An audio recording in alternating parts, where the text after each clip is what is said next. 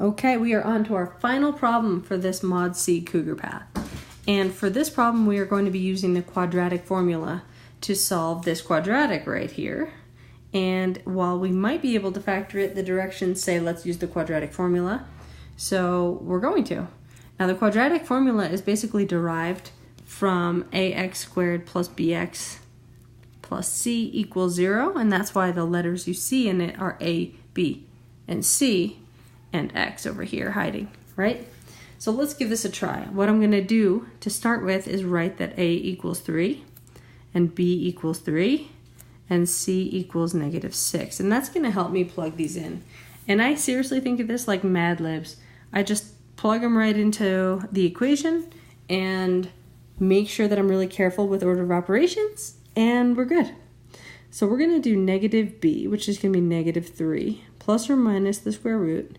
B squared, any number squared is positive, but 3 squared will be 9, minus 4ac.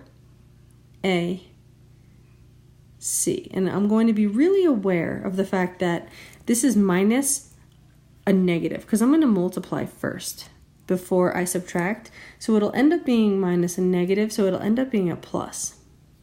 And then our denominator is going to be 2a, so 2 times 3. All right, so let's start simplifying. I'm going to switch to this lighter part over here. We're going to have 9 plus, remember y, and we can do 6 times 4 is 24 times 3 is 72.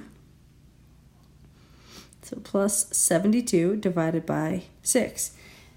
All right, now let's continue and see where we're at. -3 plus or minus the square root of 81. That looks like a perfect square to me.